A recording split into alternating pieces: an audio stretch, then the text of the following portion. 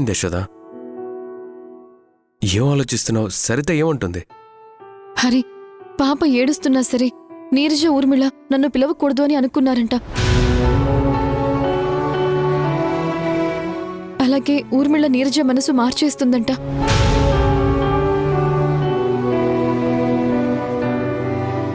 నన్ను పాపకి దూరం చేయాలని ఆలోచిస్తున్నారంట. సరిత ఈ విషయం చెప్పడానికి కాల్ చేసింది.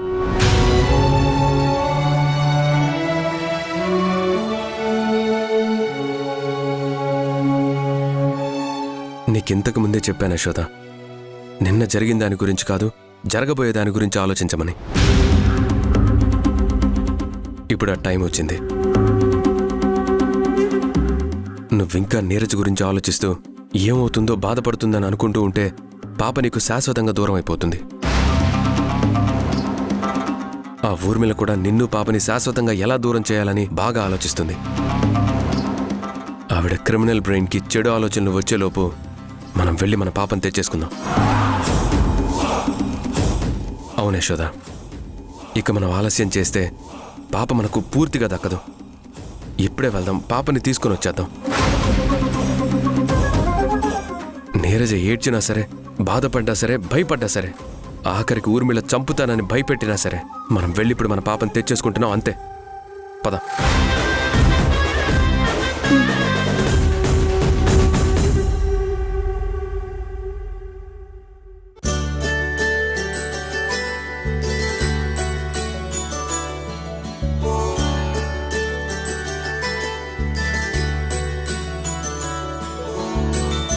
ఇదిగో చూడు, చూడు, బొట్టు పెట్టించుకోమ్మా.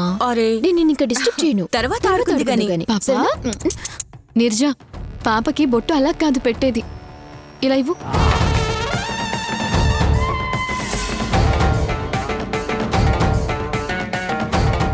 చిన్న తల్లి, ఇలా పెట్టాలి.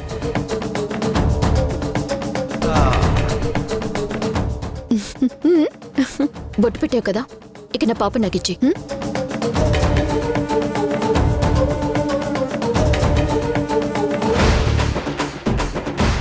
నేను అనాల్సిన మాట నువ్వంటున్నావేంటి నీరజ?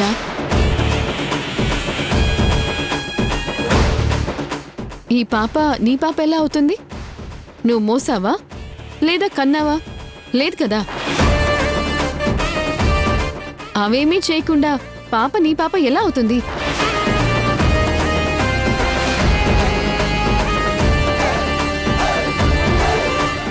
బాహ్య సౌందర్యం మీద వ్యామోహంతో నువ్వు పిల్లల్ని కనలేదు. కంటేనే కదా కన్నతల్లి ప్రేమంటే ఎలా ఉంటుందో తెలిసేది.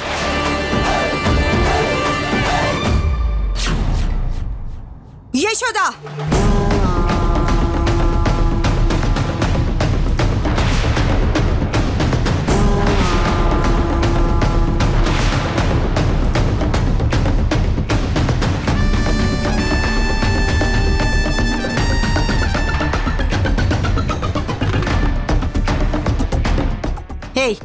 నీకు ఎంత ధైర్యం ఉంటే మళ్ళీ నా ఇంటికొచ్చావే? అది కూడా నా కూతుర్ని నోటికొచ్చినట్టు మాట్లాడతావా?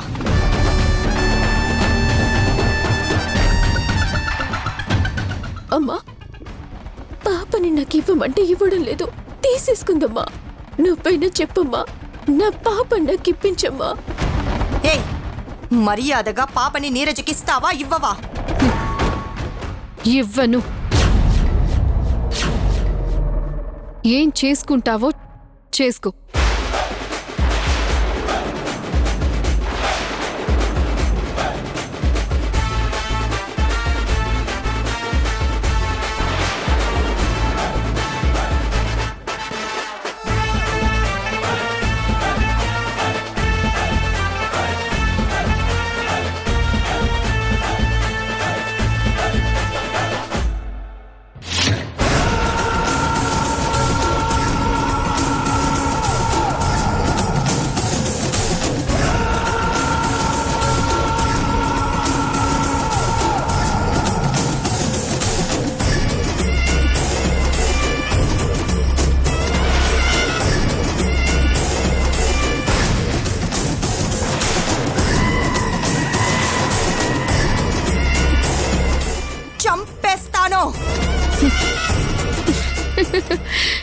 ఏంటి జోక్ చేస్తున్నావా?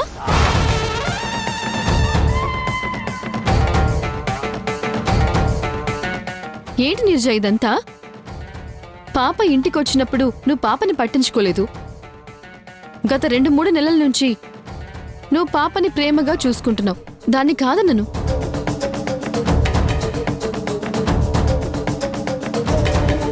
కానీ 2-3 నెలలు ప్రేమగా చూసి పెంచుకున్నందుకే పాప మీద నీకు మీ అమ్మకి చంపేంత ప్రేమ ఉంటే మరి కన్న తల్లిని నాకెంత ప్రేమ ఉండాలి? ఒక్కసారి ఆలోచించు. అసలు నువ్వు పాపని కన్నావు అన్న విషయం నీకే తెలీదు. ఎవరికి పుట్టిందో కూడా నీకు తెలీదు. అలాంటప్పుడు నీకు ప్రేమ ఎక్కడి నుంచి పొడుచుకొచ్చింది? నేను కన్న తల్లిని, అది చాలు.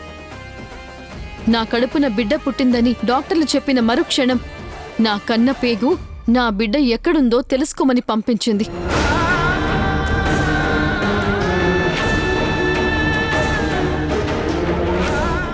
అందుకే ప్రాణాలకు తెగించి ఆ రామయ్య తండ్రి జానకమ్మలతో గొడవ పడ్డాను. ఆ తర్వాత నా బిడ్డ ఎక్కడుందో అని వెతకడం మొదలుపెట్టాను.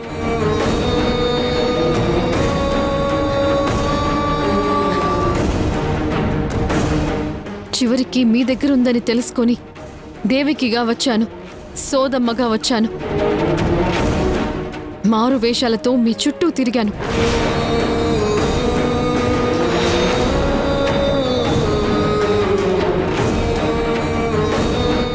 నేనెవరో మీకు తెలియకుండా జాగ్రత్త పడ్డాను. నా బిడ్డకి దగ్గరయ్యాను.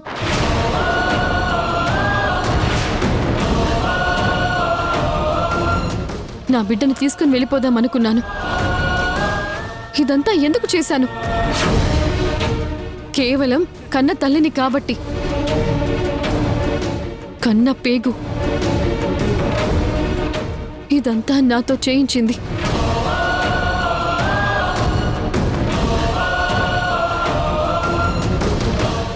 ఏమన్నావు ఊర్మిళ?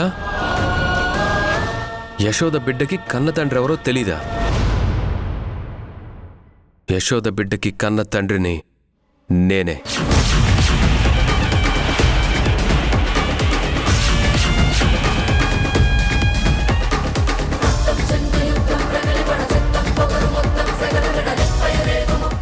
వీడికి నిజం తెలిసిపోయిందా? పాప వీడికే పుట్టిందని వీడికెలా తెలుసు? యశోద మనసా వాచా కర్మణ నా భార్య ఎప్పుడూ అయిపోయింది. నేనింకా తన మెడలో తాళి కట్టలేదు, అంతవరకే. అయినా సరే యశోద బిడ్డ నా బిడ్డే.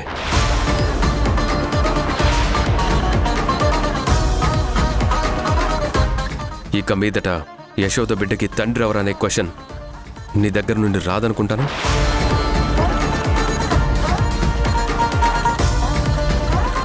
చూడు నీర్జా, నీ మీద నాకు నా మనసులో ఇంకా సాఫ్ట్ కార్నర్ ఉండబట్టి నువ్వు మాట్లాడినట్టు నేను నీతో ర్యాష్గా మాట్లాడలేకపోతున్నాను. కంటే కదా ఆ పేగు బంధమేంటో. కన్న బిడ్డ దూరమైతే తల్లి మనసు ఎలా తల్లడిల్లిపోతుందో తెలిసేది. ఇప్పటికైనా మించిపోయిందేమీ లేదు. నువ్వు కూడా ఒక బిడ్డకి జన్మనివ్వు.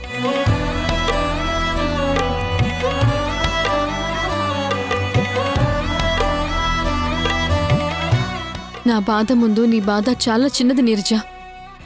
అలవాటు చేసుకో, అలవాటైపోతుంది.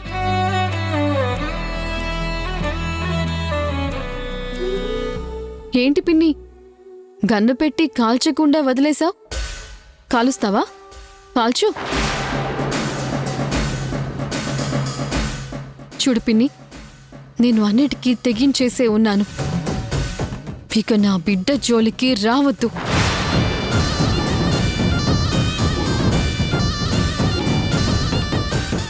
నీరజా, నా పాపని నేను తీసుకుని వెళుతున్నాను. నువ్వు ఎప్పుడు కావాలంటే అప్పుడు నా ఇంటికి రావచ్చు. పాపతో ఆడుకోవచ్చు, ముద్దాడొచ్చు.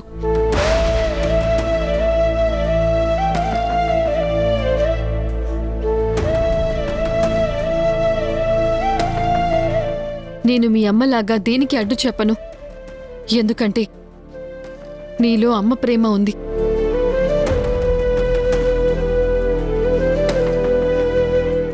నాలాగా మారువేషాలు వేసుకుని నా కూతుర్ని చూడాల్సిన గతి నీకు లేదు. నేనే నీకు పర్మిషన్ ఇస్తున్నాను. ఎప్పుడైనా రా, నా బిడ్డతో మనస్ఫూర్తిగా ఆడుకో. యశోదా, నువ్వు చాలా పెద్ద తప్పు చేస్తున్నావు. నా గురించి నీకు బాగా తెలుసు. నా గురించి నువ్వు మర్చిపోయినట్టున్నావు. అవును పిన్ని, నీ గురించి పూర్తిగా మర్చిపోయాను. ఒకసారి గుర్తు చేస్తే నీరజ కూడా వింటుంది కదా, గుర్తు చెయ్యి.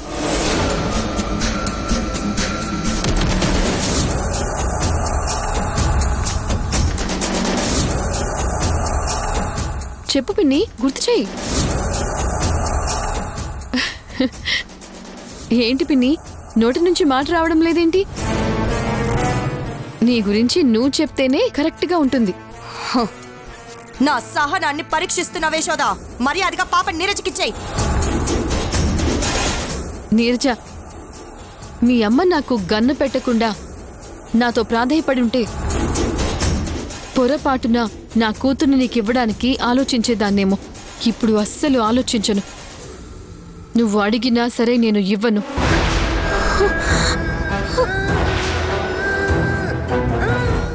ఇందులో నా తప్పేమీ లేదు. అంతా మీ అమ్మ చేసిన తప్పులు పొరపాట్ల వల్లే నీకీరోజు కన్నీళ్లు మిగిలాయి. ఇప్పటికైనా నీ జీవితం ఏంటో నువ్వు చూసుకో. మీ అమ్మ మాట వినొద్దు. పదహారి. నా పాప, నా పాప. అమ్మా, పాపని తీసుకెళ్ళిపోతుంది.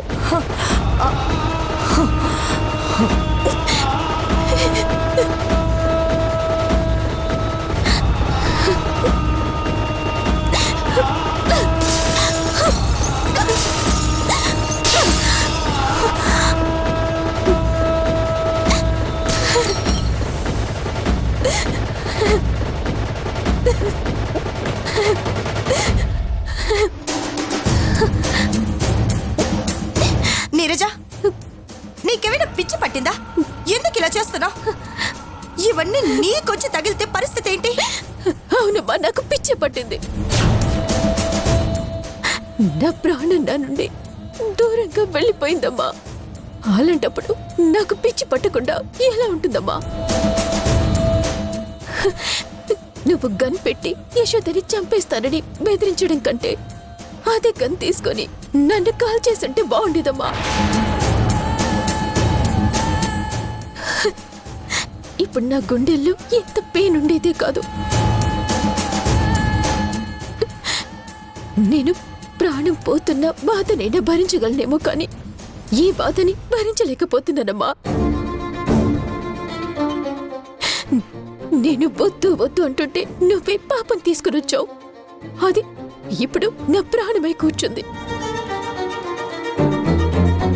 పాప లేకుండా నేను బతకలేనమ్మా. ప్లీజ్ అమ్మా, దయచేసి నన్ను చంపేయ్. నీ చేతులతోనే నన్ను చంపేయమ్మా. నన్ను చంపేయ్. నీ చేతులతోనే చంపేయ్. చంపేయ్ నీరజ.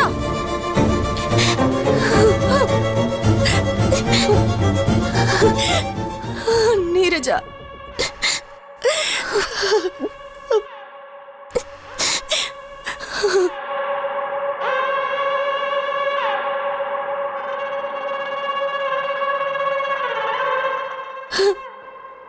నీరజ, దయచేసి ఏడవకమ్మా. నీకు అమ్ముండగా ఏ కష్టం రానివ్వదు, ఏ కన్నీరు దగ్గరికి రానివ్వదు. ఎలాగైనా సరే పాపని నేను తీసుకొస్తాను. నువ్వు దయచేసి ఏడవకో. ఇలాంటి పిచ్చి పిచ్చి పనులు చేయకు. బుజ్జమ్మని పంపించి ఇవన్నీ క్లీన్ చేపిస్తాను. నువ్వు మాత్రం ప్రశాంతంగా పడుకోమ్మా.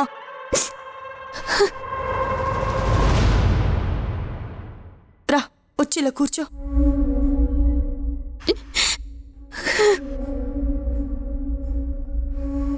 Please Neeraja, control your self.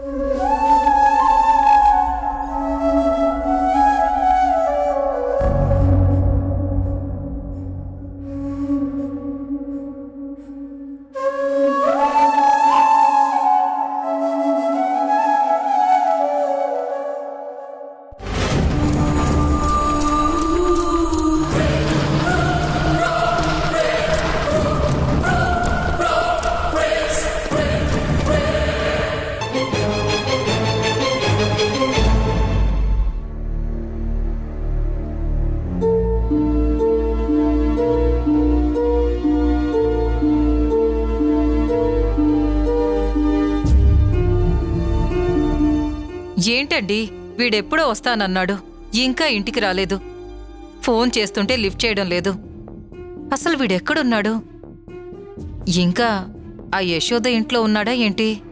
నువ్వు పెళ్లికి ఒప్పుకున్నావనే ఆనందంలో వాళ్ళిద్దరూ కలిసి ఎక్కడికన్నా బయటికి వెళ్ళుంటారులే దాక్షాయిని. ఎందుకు పదే పదే ఫోన్ చేస్తావు? వాళ్ళేమైనా చిన్నపిల్లలా? వస్తారులే.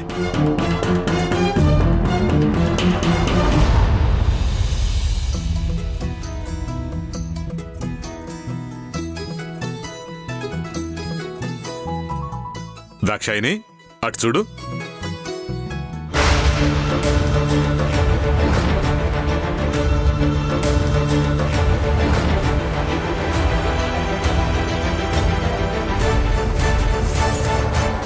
ఆగండి.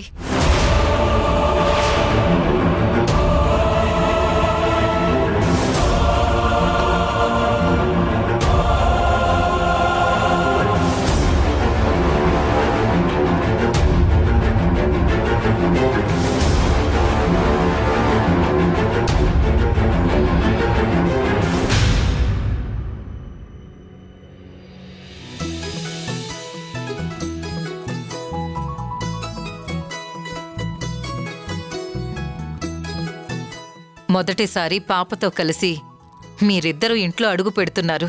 అంతా మంచే జరగాలని దిష్టి తీస్తున్నాను.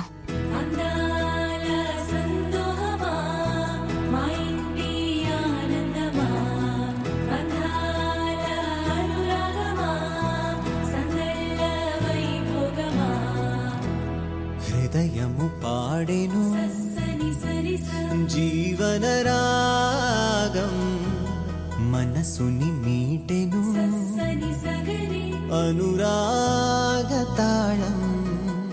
ఉదయానే వేడుక చూసిన ప్రతి పూట ఇద్దరు కుడికాలు ముందు పెట్టిరండి. నీ స్వర్గమే ఇల్లే అవుననవా, రంగుల్లో లోకమే ఆడేనుగా, ఆనందం ఆనందం మాయే వేళ. ఏది నా మనవరాలు నెల ఇవ్వు. ఇది జీవితం ఇలలో వరం మనతో మనం, ఇది జీవితం ఇలలో వరం. అరే రే రే రే, ఏమండి మన ఇంటి మహాలక్ష్మి వచ్చింది.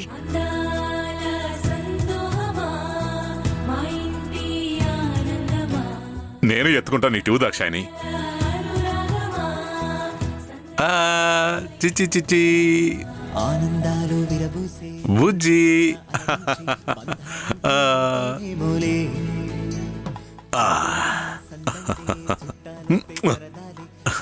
ఫస్ట్ టైం పాప మన ఇంటికి వచ్చిందండి.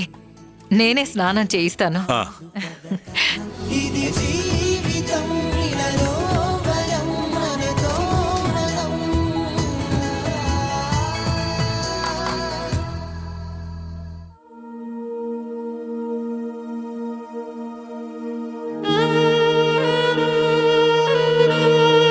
అవేమీ చేయకుండా పాప నీ పాప ఎలా అవుతుంది?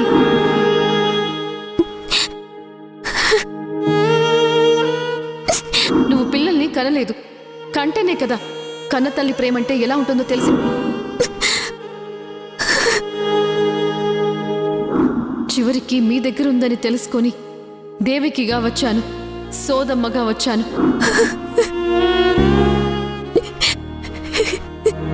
అయ్యో, నా పాప, నా పాప. ఎవ్వరు ఏమనుకున్నా అని నా పాపే, నా పాప నాకు కావాలి. అని లేకుండా నేను బతకలేను. నా పాపని నేను తెచ్చుకుంటాను. ఎలా అయినా సరే, ఏం చేసైనా సరే ఇప్పుడే వెళ్ళి తెచ్చుకుంటాను. మేడం మేడం మేడం, ఎక్కడికి వెళ్తున్నారు మేడం? నీకు చెప్పి వెళ్ళాలా? అది కాదు మేడం, పెద్ద మేడం అడిగితే నేనేం చెప్పాలి అని. నా కూతుర్ని తెచ్చుకోవటానికి వెళ్తున్నానని చెప్పు. అంటే యశోద గారి దగ్గరకా? నా పాప ఎక్కడుంటే అక్కడికి వెళ్తున్నాను. వద్దు మేడం, అక్కడికి వెళ్తే ప్రాబ్లమ్స్ అవుతాయేమో. ఎవరికవుతుంది, ఏమవుతుంది? అది కాదు మేడం. ఇంకా ఆపే. మా అమ్మ అడిగితే నా ప్రాణాన్ని తెచ్చుకోవటానికి వెళ్ళానని చెప్పు. దేవుడా, అసలేం జరుగుతోంది? పాప తనకి దక్కిందని యశోద మేడం ఆనందంగా ఉంది. కాని పాప మీద ప్రేమతో నీరజ మేడం పిచ్చిదైపోతుంది. ఇప్పుడు ఎవరికి న్యాయం చేస్తావ్? ఎలా న్యాయం చేస్తావ్?